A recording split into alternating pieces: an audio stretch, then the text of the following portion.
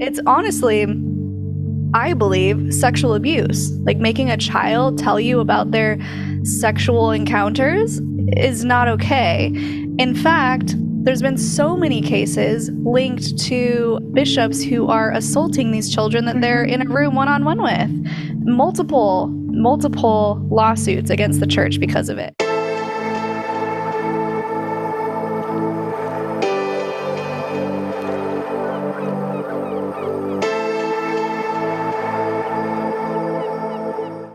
Hello, everyone. My guest today is Shelise Ann Sola, born and raised in Utah as a Mormon. She later deconstructed and left her faith, moved to LA to become a movie star, and now she is the host of the very popular and quickly growing podcast, Cults to Consciousness, which I absolutely love and recommend to anybody who was born in a repressive or high demand group growing up. So, Shelise, thank you so much for joining me. I'm really excited to get into your story today.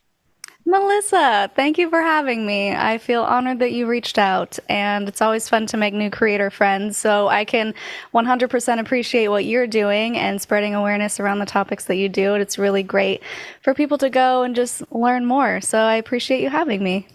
Thank you so much. And yes, it is always great to meet somebody in the creator space. So I am super excited about this conversation.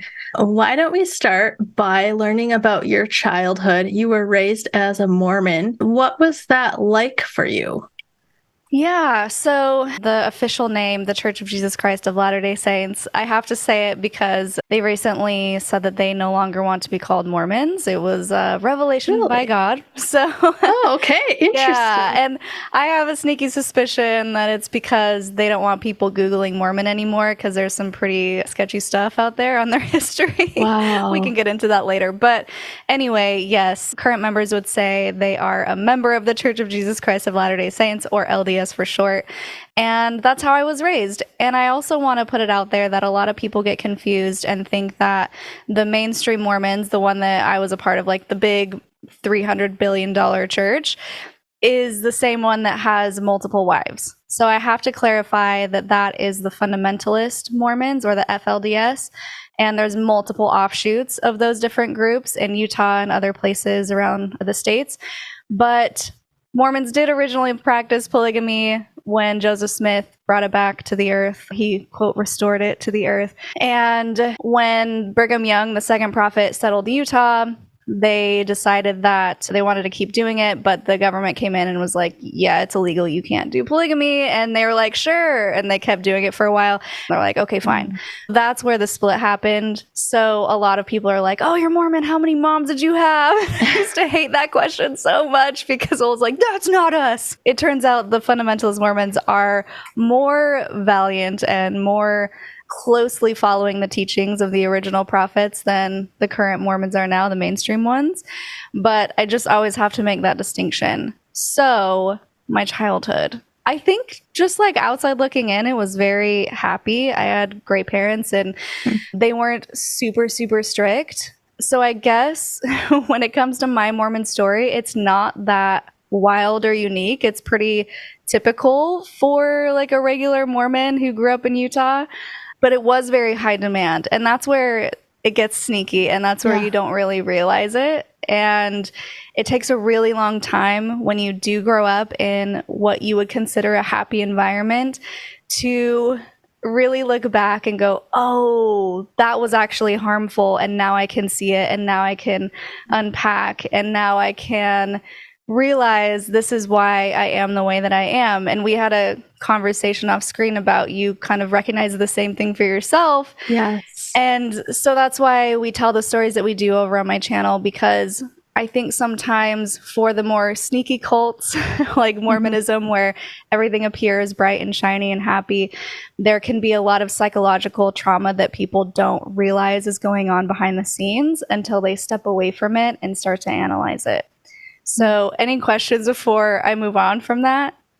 Yeah, I just wanted to highlight what you were saying about how somebody can be raised in a cult and not even know it.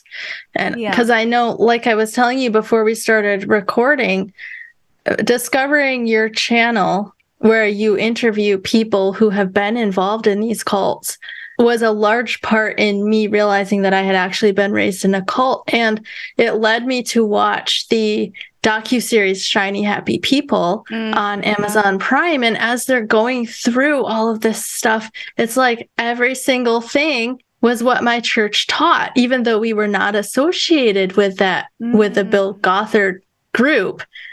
And I had forgotten most of it. So people can forget, they can repress memories and just go on about their lives and then wonder, well, why am I this way? Why is this such and such thing so hard for me?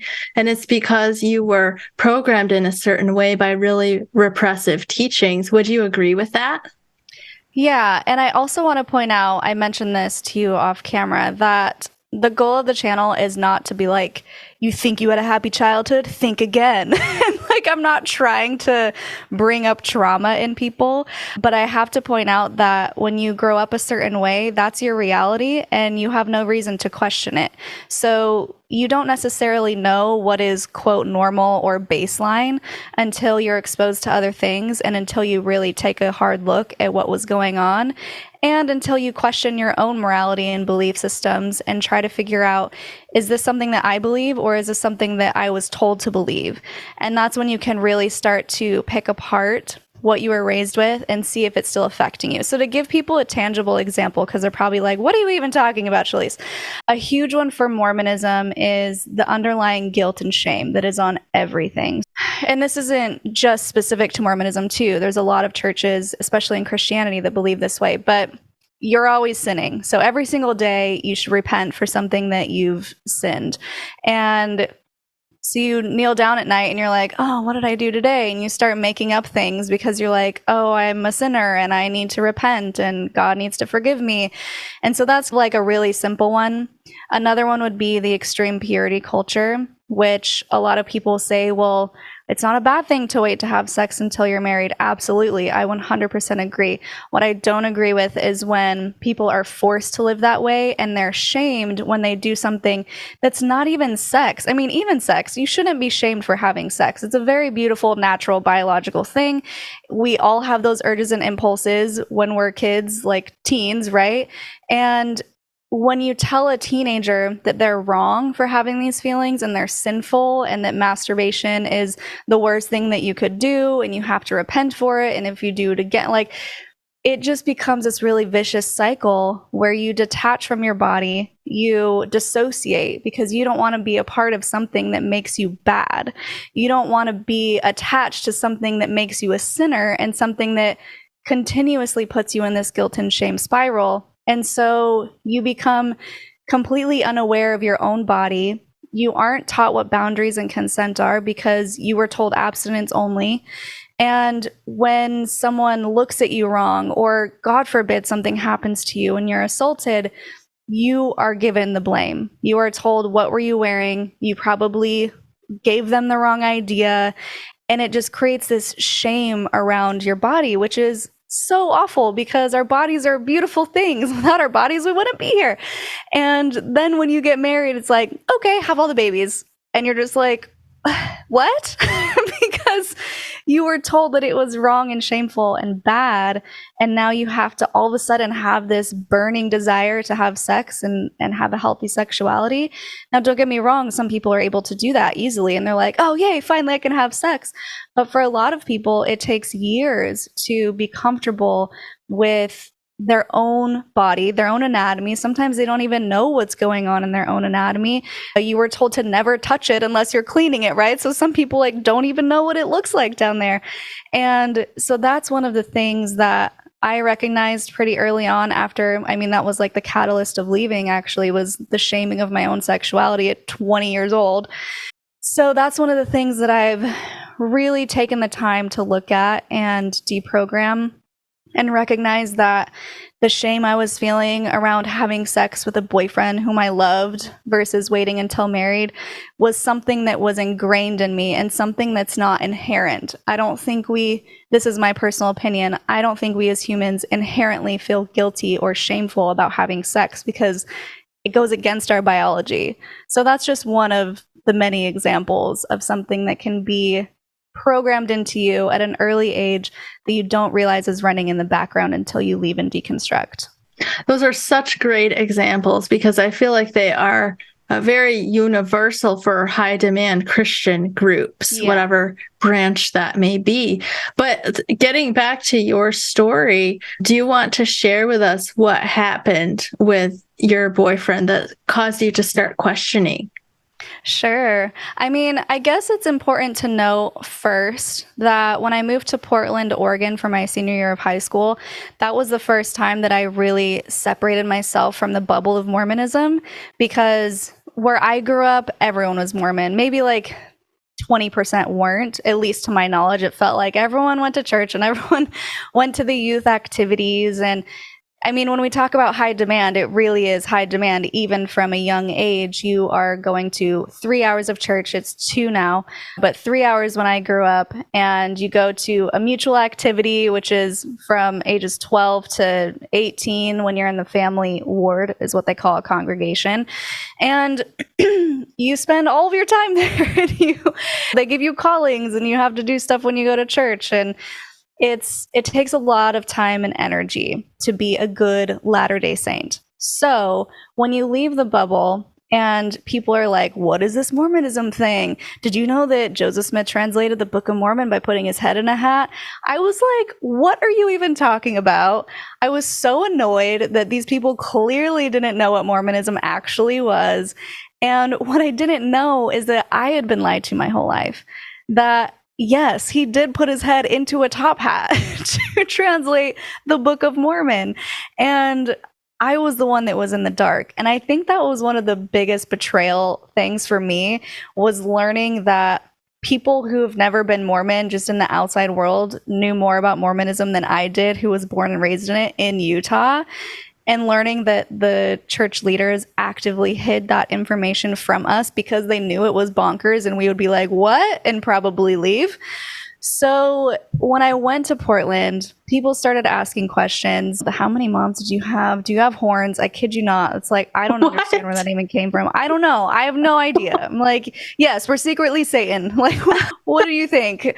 So just like really weird stuff. But it's the first time that I started to critically think about things because I was desperate to not be the weird kid. I was like, no, guys, I'm a cool Mormon. I'm not like those guys who are super weird and can't wear makeup and drink pop. It was interesting. And I will say the culture in Utah is very different because from my experience, when everybody's Mormon, the rules are a little bit more lax. But when you go to other states and you're the only one, you're taught that you have to be a shining example. And so you have to follow the rules to a T, and they're almost more strict than in parts of Utah. It's kind of like a fun fact, at least in my experience. Uh-huh. And so anyway, I'm like trying to convince people that I'm cool. And when I was in Utah, I was fairly popular, like on the dance team. And so when I went to Portland, I was like, I'm going to be a cheerleader. I'm going to be a dancer. And I did all the things. And my goal was to be cool enough to where they would realize Mormons are cool and want to convert. So it was like a version of the flirt to convert, but like be cool and convert. I don't know what I was trying to do, but I genuinely wanted to save people's souls, right? Everyone who tries to convert people always has the best of intentions. So I had this intervention with my friend, or she had an intervention with me, where she was like, Shelise, you can't believe all this stuff or you're going to go to hell. She was like staunch Christian, and she's like reading all these things from a notebook. I was like, none of that's true. That's just anti-Mormon propaganda, because that's what they taught us. Right. Anything that sounds wrong or iffy or is not written by a true believing Mormon is probably just Satan trying to bring the church down. And that's their number one thing that keeps people in, because they're too afraid to actually look at information. If they do look at it, they're just convinced that it's of Satan. So that was me. And I was like, that's not true. It was all of it, most of it. And so I wasn't ready to deconstruct yet. I was 17. I was like, yeah, I'll just like put that over there and I'm just going to keep doing me.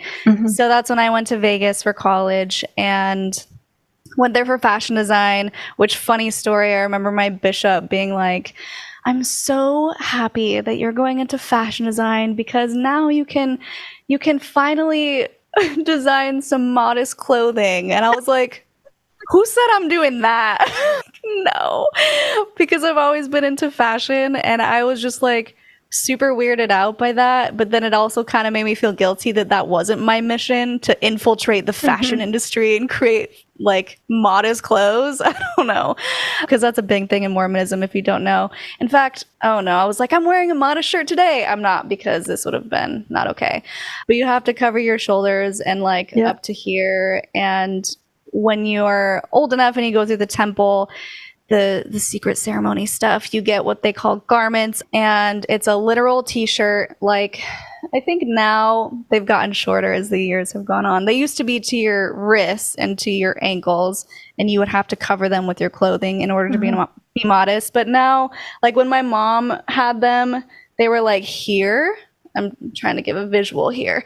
They had to be that long, the sleeves, so you couldn't have a cap sleeve. But now they're more like here-ish, I think. So my friends can wear shirts that are more of a cap sleeve and get away with it.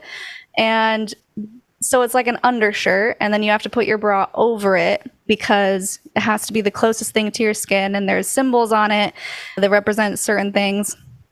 And then you have shorts. So you can't wear regular underwear, thong, granny panties, booty shorts, nothing.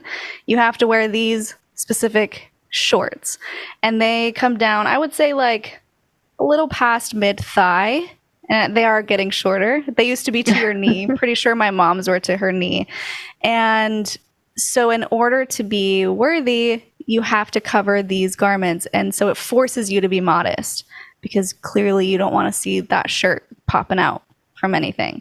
So like if I wanted to wear this shirt, I would have to wear a tank top under it, because I think they come to like here.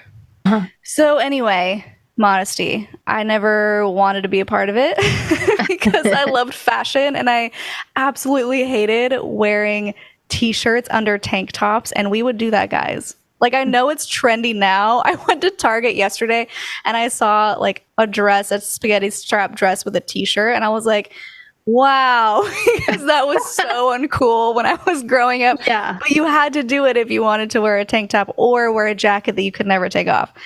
Anyway, I didn't want to do the modesty thing.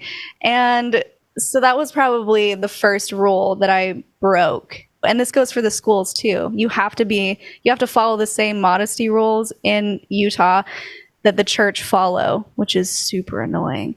Really? So you could never wear shorts. You can never wear, you had to, or else I called it the shame shirt. They would take you into the office in a huff and make you wear like a school branded shirt that was super huge, and it was like telling the world that you were immodest that day, and they wouldn't even let you go home and change. It was like, no, you have to wear the shame shirt. Wow. So that happened to me a lot because I don't know, they claim it's because I was in student council and I was more of an example, and so they were really harsh on me, and I have a lot of horror stories from that.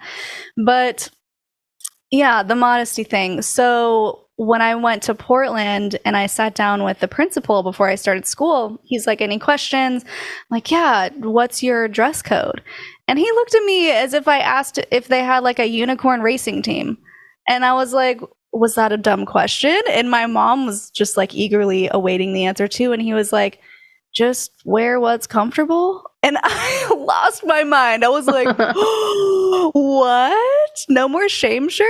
I remember the first day I walked out of my bedroom with a tank top on, and I was gauging my mom's reaction. And so like I look at her and she looks at me and she's like, you gonna wear that to school? And I was like, yeah.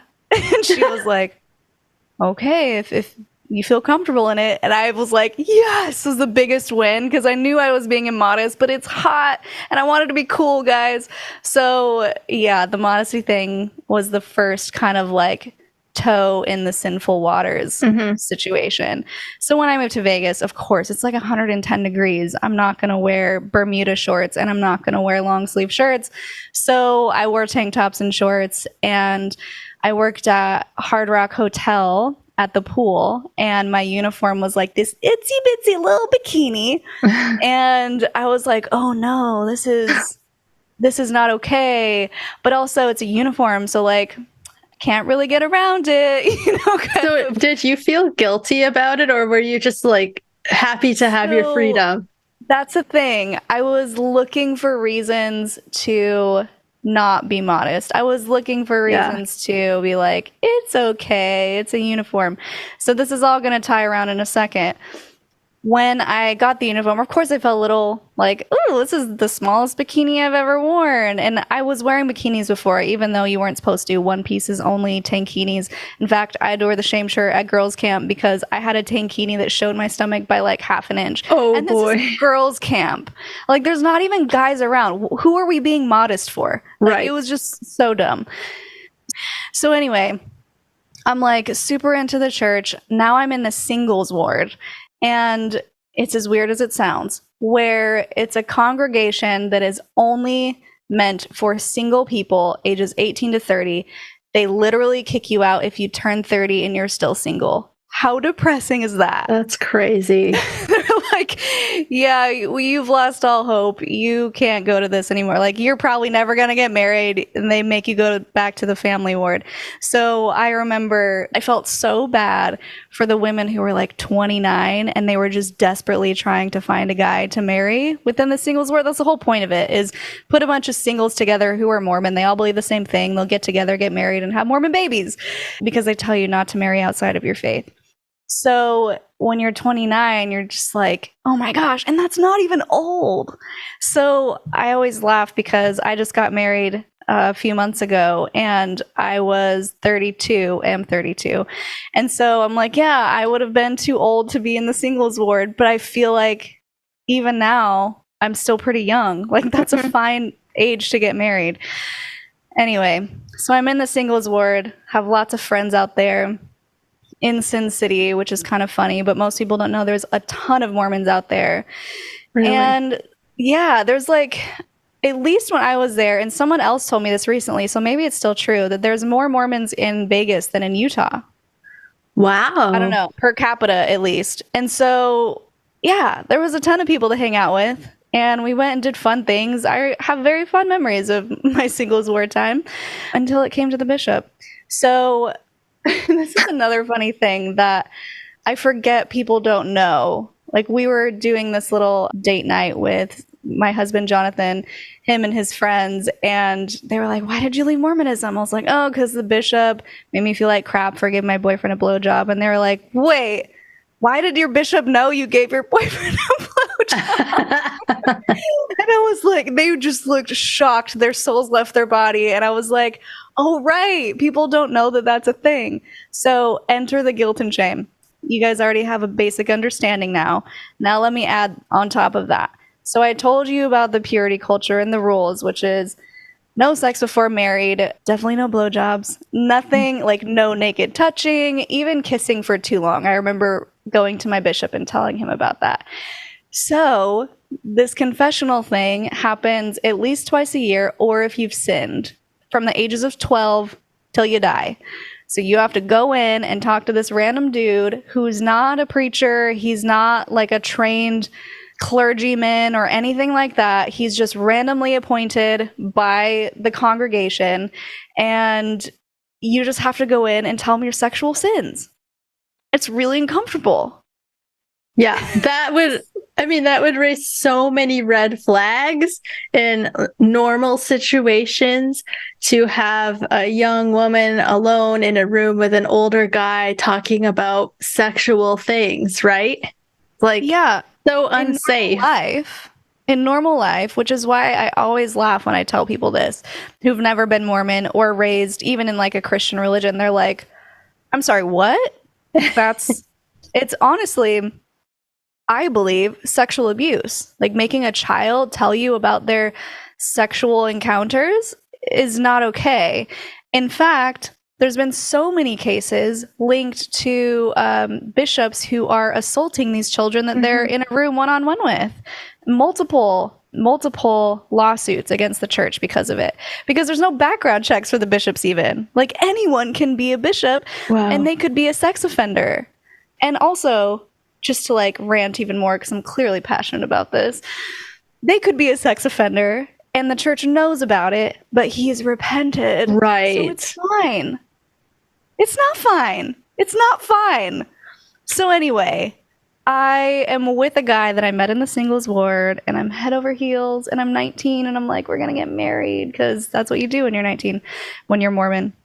Mostly because you want to have sex. Also because they tell you it's like, get married and have as many children as possible, because that is your job, ladies.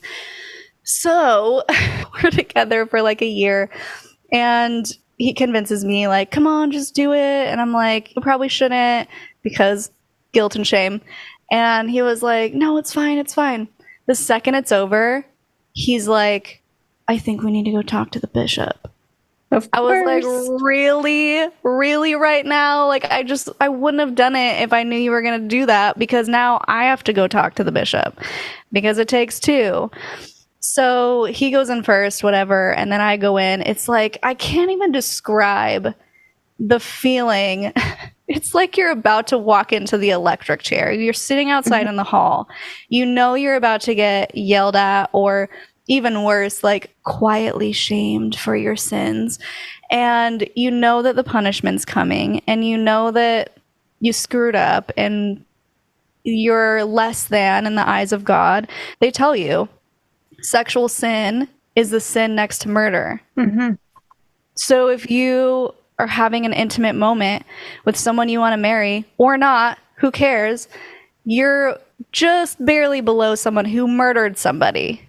So you can imagine how that makes you feel. So I'm sitting there, he calls me in, I do the walk of shame into his office, and all right, Shelise, tell me why you're here. I've already spoken to, we'll call him Sam. Already spoken to Sam, and I think it's pretty serious, but I want to hear in your words what happened. And you have to describe it. Pretty serious. Wow. Yeah, it's pretty serious. You have to describe it to this man, and also try describing it when you really have no basis of what sex is anyway. Right.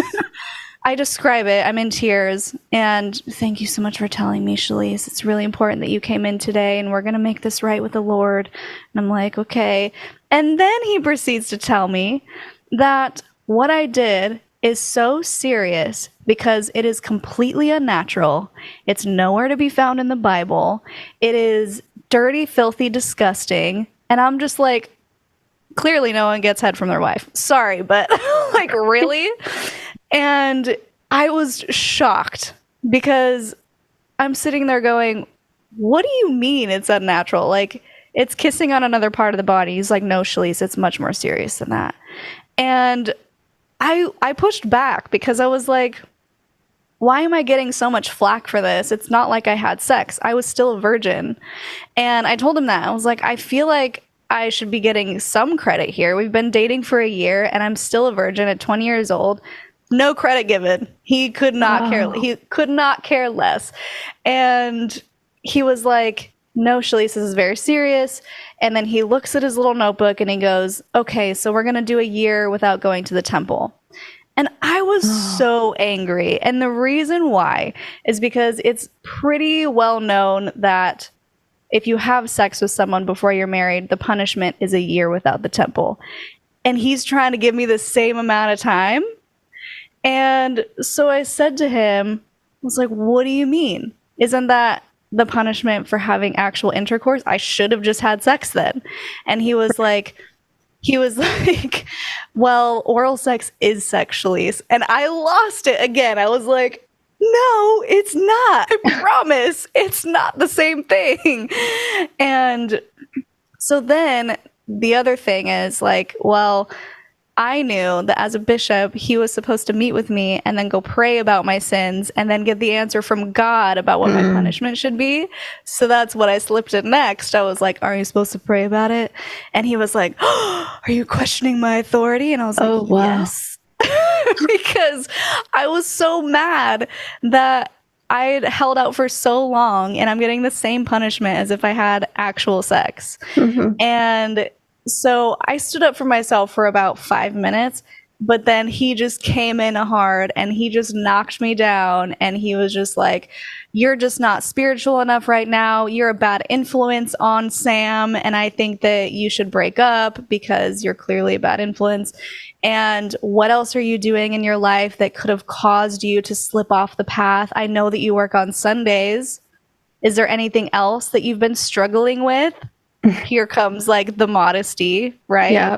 So I'm just like, I have to work on Sundays. It's a requirement of my job. And he was like, well, maybe it's time you find a new job. So just attacking me at every point in my life. And by the time I left, I was like, well, he's right. I'm not spiritual enough. I have been sinning. I have been wearing bikinis. I have been working on Sundays. Even though after work, I would race home. I would literally speed, like going 80 miles an hour on the freeway while putting a dress on over my bikini to make it to the last hour of church. That's how dedicated I was. But he's trying to tell me that I'm just like dirt. And so I'm just in tears, and he's right, and he broke me down. And that's what these things do, guys. These cults, these high demand groups, if you just show an ounce of independence or empowerment or in like anything that makes you in control, they will shut that down quick and they will break you, and you don't even realize it. You just accept it most of the time. And so I remember calling my mom, and I was just bawling. I'm like, I'm not spiritual enough. She was livid. She was like, what? You're the most spiritual person that I know. And it didn't matter, though. I was like, yeah, I accepted it. I accepted my fate. So I get home, and I'm just groveling in this guilt and shame and feeling like the worst person on the planet. And then this thought pops into my head. What if none of it's true? What if I feel this way for nothing and it's all made up? Like, what if my friend in Oregon was right? And so because I had nothing to lose, I was already at the bottom of the totem pole in God's eyes. I had already done the worst thing that I could do, sin next to murder. So I went to the internet and I was like, let's see what's on Google. And boy, was I surprised. So many different things popped up that I just could not get around. And I can go into those if you want, but I just knew immediately, oh, wow, this is all made up and I don't have to feel this way. And that was the start of my deconstruction journey, when I realized that I could make my own choices. I could wear the tank tops and not feel guilty about it. If I wanted to have sex, hey, maybe I could. In fact, I hung on to that one actually pretty long because I was like, no, I'm still going to wait until marriage. That didn't happen. But there were a lot of things that took a while to drop off because there was still that underlying guilt that I would be a whore if I ever had sex with a boyfriend, or a slut, or no one would want me. And to give you another example, in Mormonism, they do object lessons all the time. It's like their favorite thing. Yeah. So one of the things that they do, it's the licked cupcake lesson. Yeah. Where they bring in cupcakes. Who wants a cupcake? Me. And then the leader takes it and licks it. Who wants it now? And everyone's like, right? And they go, this is your purity. Would you want to give a licked cupcake to your forever husband?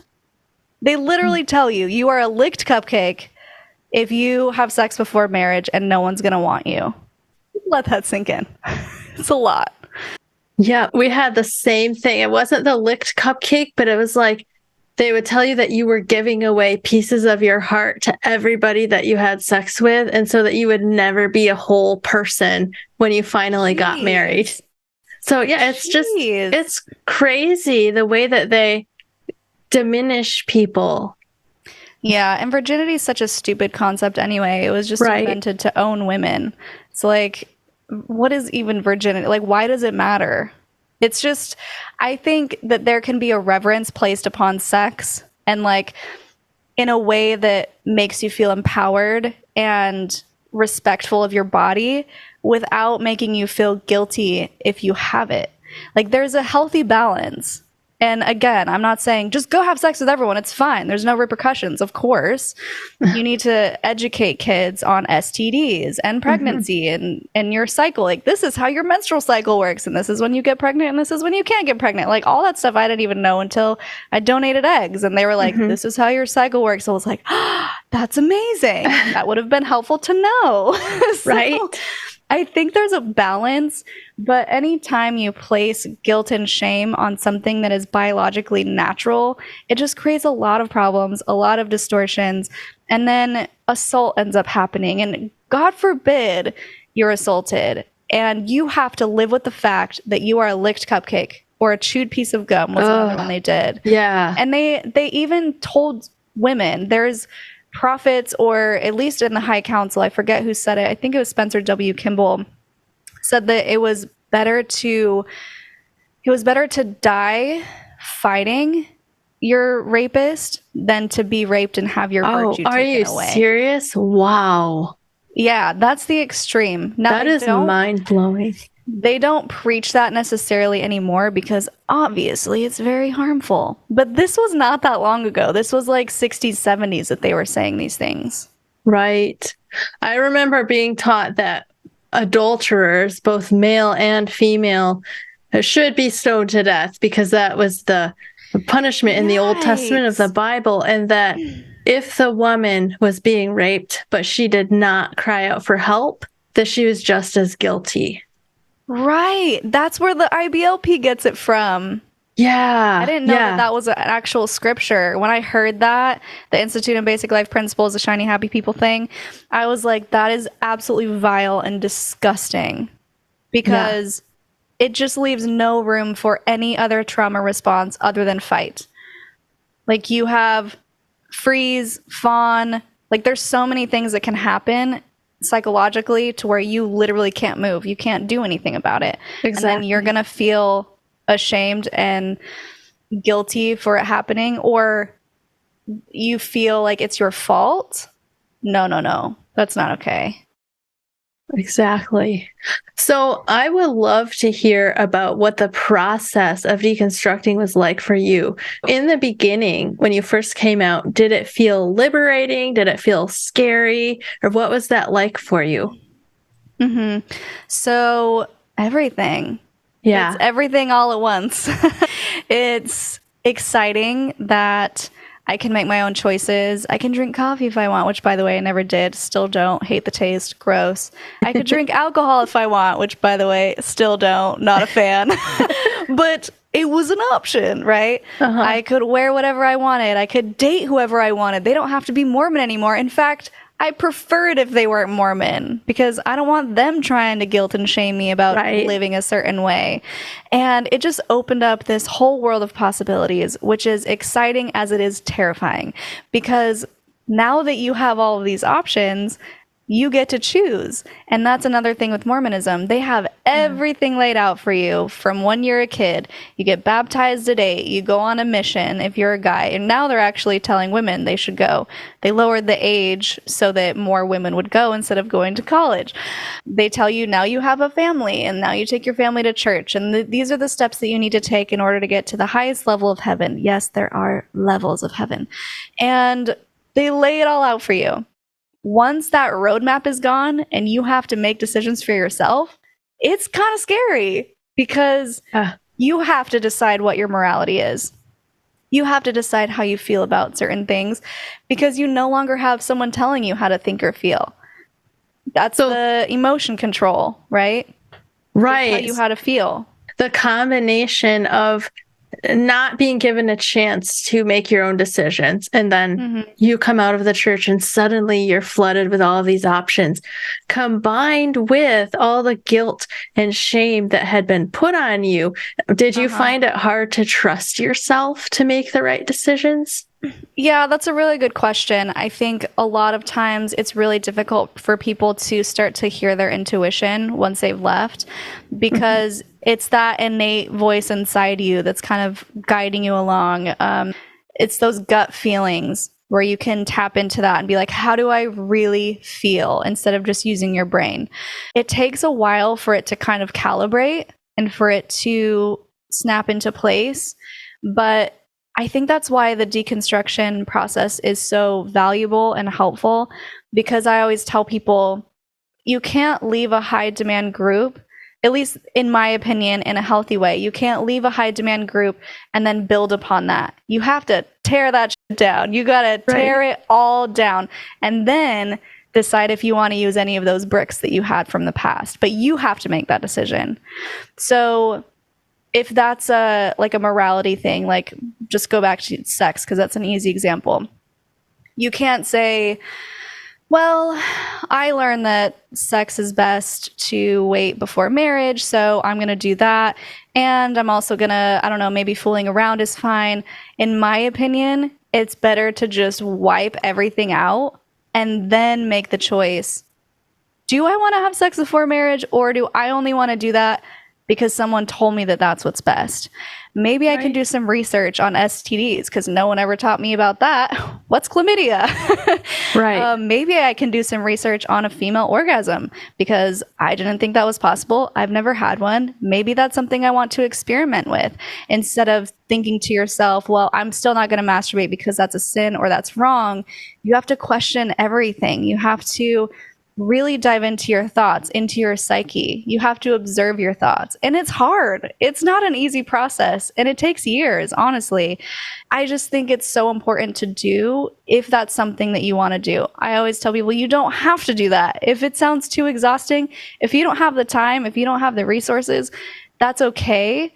But just being aware of your thoughts is like a really good first step. If you really want to liberate yourself, then go through the whole deconstruction process and just know it's going to be hard, but worth it. Right. Yeah. And like you said, it can be a long process and it can be layer after layer after layer. I know for myself, it almost comes in waves where it's like my eyes are open to something else. And then I have to just let all of that fall away. And then I'm good for a while. And then there's another wave of stuff that I realized I was programmed with, but I couldn't see it. Mm-hmm. Yeah. Even just coming down to spiritual beliefs, I think that's the number one thing that when you leave a high demand religion, you go, wait a second, does God even exist? Because that's the focal point, right? The only reason that we're punishing ourselves and doing all of these things to ourselves is so that we can be with God. If we can go to heaven, that's the goal, or else why? So that's usually where people start is, do I even believe in God? And I think that's a fine place to start too, if you want to get existential with it. But you don't have to necessarily, because I also think that that stuff will come and go and morph in time. When I first left, I got really into spirituality and ghosts because even reading ghost stories or scary movies was not allowed in Mormonism. It's like, don't mess with that stuff. It's scary. It's whatever. While at the same time, I have to laugh because you literally have what's called a Holy Ghost following you around. Like, so you believe in some ghosts. Some ghosts are okay. Some ghosts are not okay. Copy. So I was really excited to get into all the ghosty stuff because I always had ghost experiences happening to me. And I wanted to know what that was all about. So I started researching and I came across spirit guides. And it's not the same thing as like a ghost per se, but it was exciting to me and it felt fun. And I liked the idea of this guardian angel spirit watching out for me. And I liked the idea that I could talk to him. And it was kind of a really good way to transition from praying every night or praying to a God or a Jesus or whoever to praying to this spirit who just wanted the best for me. Because it felt a lot better to chat with someone who inherently wanted me to succeed instead of chatting with someone who might send me to hell if I did something wrong, right? So that was like a good transition. I got into angel cards and crystals. I'm like, this is so fun. And I can just like pull a card and it's inspirational and it, I don't know, makes me introspect, because that's the one thing I like about oracle cards. I don't think they're magic. I think when you pull something, it allows you to really consider what's going on in your life and find the meaning where it makes sense to you. And I think that can be helpful. It's kind of like a little mini therapy session or a journaling session. Yeah, the spirituality thing. I started getting into more of like the woo, which I've since recalibrated a little bit now, but I think that's fine too. Like, explore. I think that's the most fun thing. You can explore Buddhism if you want. You can explore other religions, regular Christianity if you want, like non-denominational. Explore whatever feels right. And back to your point of intuition, really tap into yourself. If it doesn't feel right, get out of there, because you're not forced to do anything anymore. You hold the cards. You have your own individual sovereignty, which is what I talk about on my channel.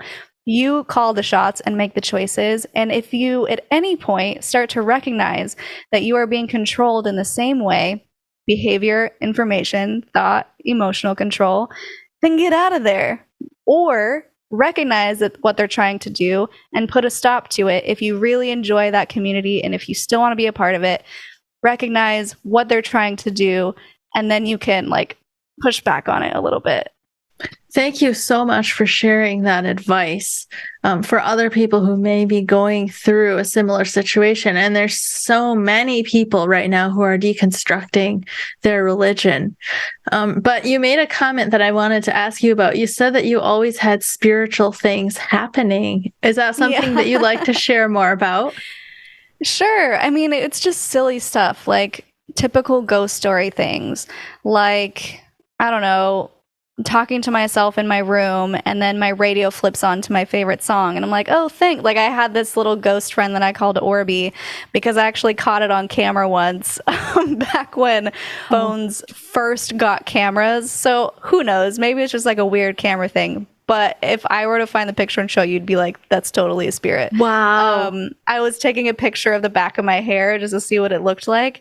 And when I went through the pictures later, it was like this crazy swirl thing around my head. And there were no open windows that could have created a light flare. I know what light flares look like. It was like this whole thing around my head.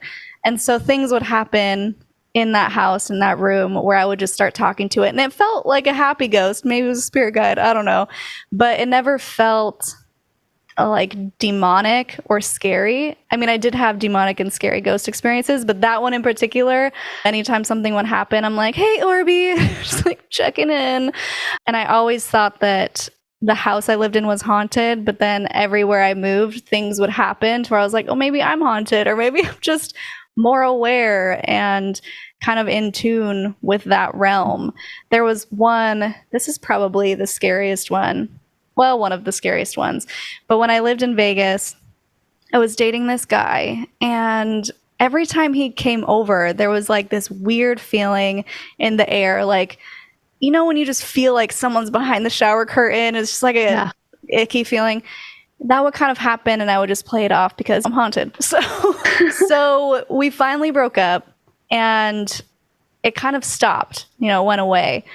And then he came over and we relapsed, right? We had like a one-night stand again. And that night, I'm laying there in bed with him and the bedroom door just slammed shut.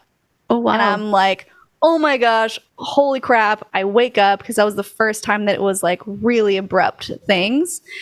And so I'm just wide awake. My boyfriend is snoring logs, like totally passed out. And I'm just kind of like looking around the room. Okay, leave us alone, just like talking to it in my head, like, please go away. And then I finally fall asleep and something smacks my pillow. Like I felt the breeze and I felt the indent and it woke me up and I was like, oh my gosh, this thing is pissed off that this guy is here right now.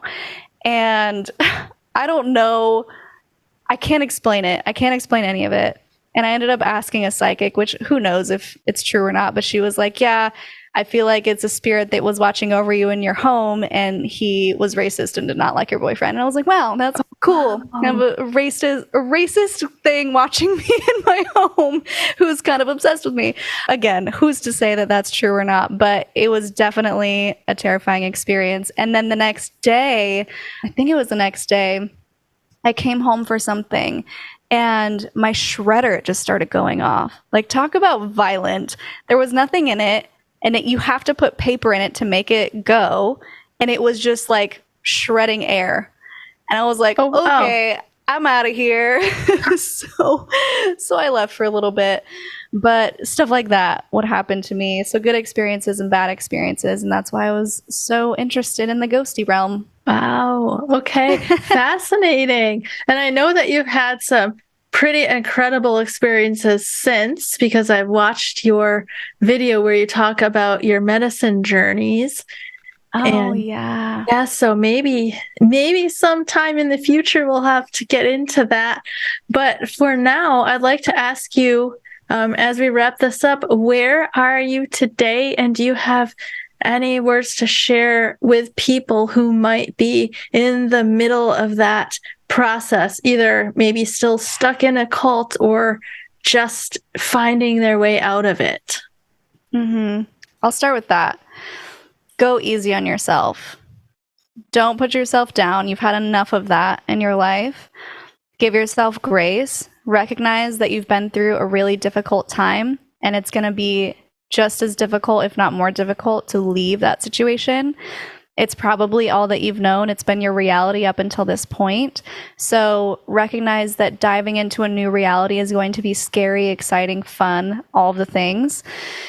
And realize that it's okay, whatever you're going through. If you're angry, be angry. If you're upset, be upset.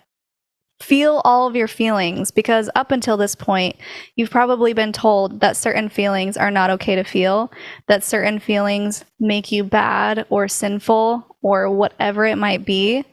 Allow yourself to feel those and go through it. Let it pass through you. Sit with them. Like, really sit with them and see where they're coming from.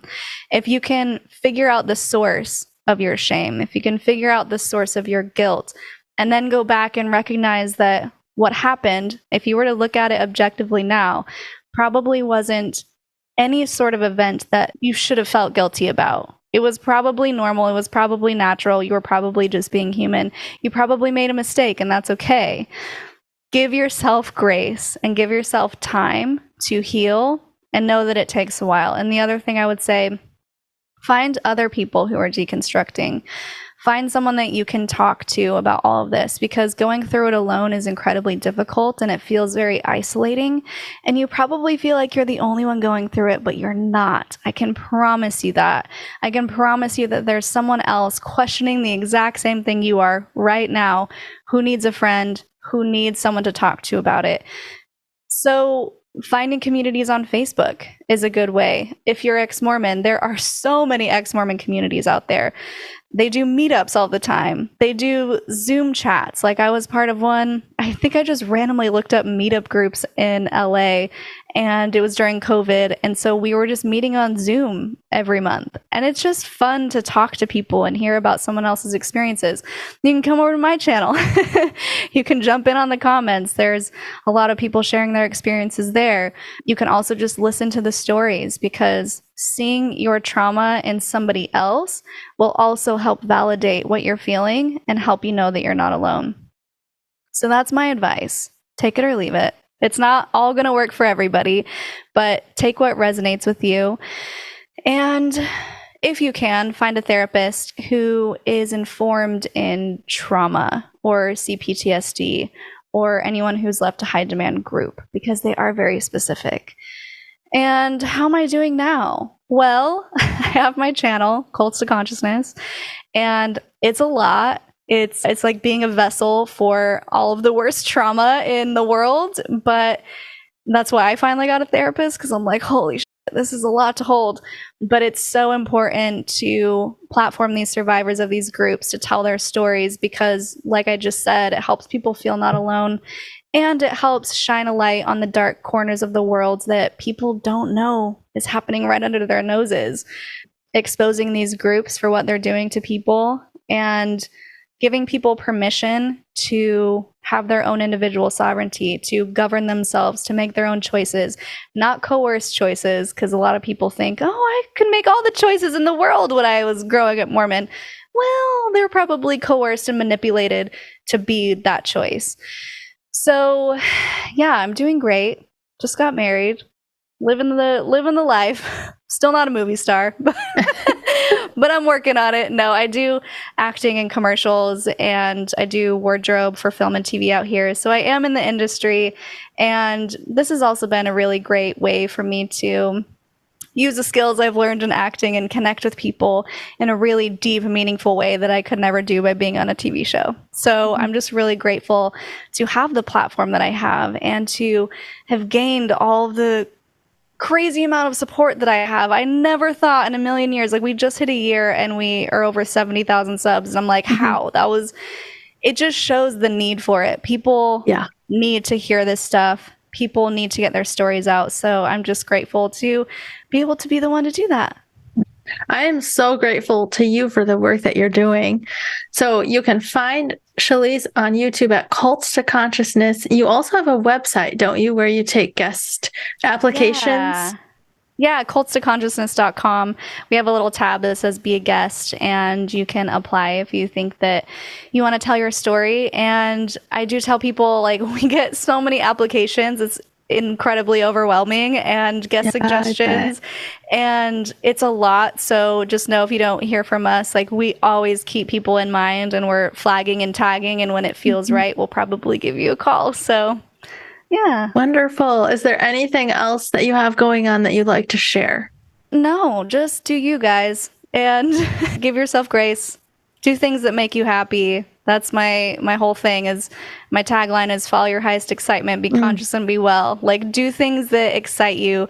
Do things that make you want to get up every day, and I don't know, live the life that you've been given. Live for this life instead of the afterlife. That's what I like to say. And if you want to go over to Instagram, you can, Cults to Consciousness. Sometimes we post behind the scenes stuff, or Patreon, same thing. But yeah, thanks so much for having me, Melissa. This was great. I feel like I just talked your ear off. You got like 2 sentences in the entire time. So I'm sorry. No, I loved it. I loved hearing your story. I think it was great.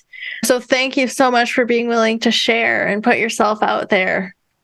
Yeah, of course. It's like I said, it's not crazy unique, but I think if you grew up Mormon, you'll probably be able to relate to it. And I just appreciate you guys for watching. Thank you for watching the Love Covered Life podcast. Don't forget to subscribe and comment with your thoughts and opinions, and check the description box for the links to my free community where I share lots of resources, my Pay What You Can community where we do classes and challenges together, my TikTok, Instagram, my Clips channel, and lovecoveredlife.com where I share my paintings. Thank you so much for your support.